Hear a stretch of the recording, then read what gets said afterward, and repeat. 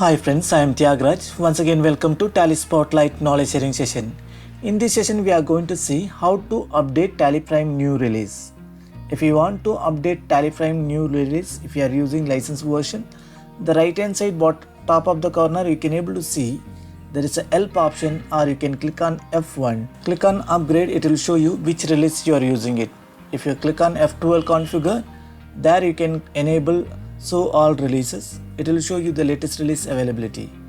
Once click on Tally release 1.1.3, click on update.